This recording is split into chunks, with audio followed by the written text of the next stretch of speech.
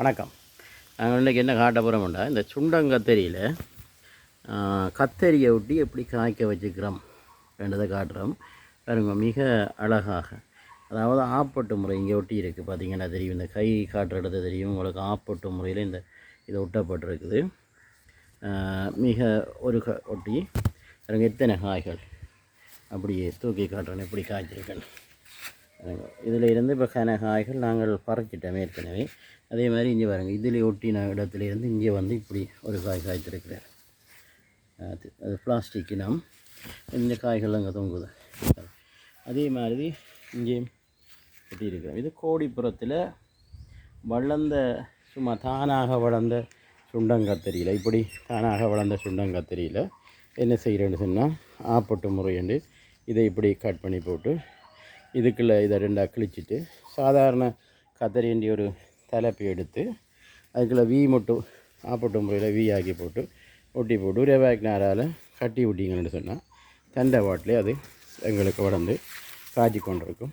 அடி உரம் ஒன்றும் போட தேவையில்லை. இங்கே பாருங்க, இது சாடையாக புழு குத்திட்டு இது திண்ணவெளி ரோஸ் இதில் ஒட்டி இருக்கு. இந்த அதான் தெரியும் உங்களுக்கு, இதில் ஒட்டி இருக்கு. மிக அழகாக காய்ச்சி குலுங்குது.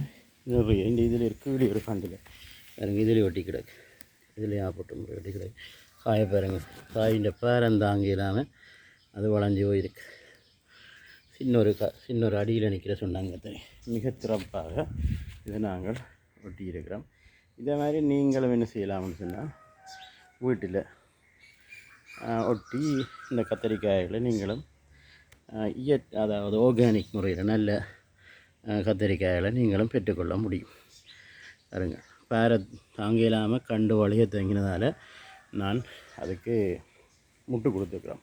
இலத்துக்கு கூட சும்மா நோமெல்லாம் பத்தியை கட்டி போட்டு தண்ணியை விடுறோம். மற்றபடி அதுக்கான ஊட்டச்சத்துக்கள் பசலைகள் எதுக்கும் போடுறதில்லை. அது சுண்டங்கத்தரி இயல்பாக தண்ணி எடுத்து சத்து எடுத்து வளரக்கூடியது. அதனால் இந்த ஒட்டு முறை எங்களுக்கு 100% சக்ஸஸ் ஆகுது. கடந்த காலத்திலே நான் இப்படி பதிவுகளை உங்களுக்கு போட்டிருக்கிறேன்.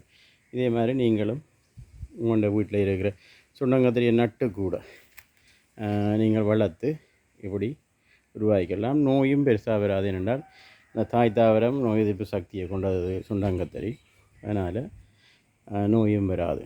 ஆகவே நீங்களும் இப்படி கத்தரிகளை ஒட்டி வீட்டிலேயே உங்களுக்கு தேவையான கத்தரிக்காய்களை வருடம் முழுவதும் காய்க்கும்.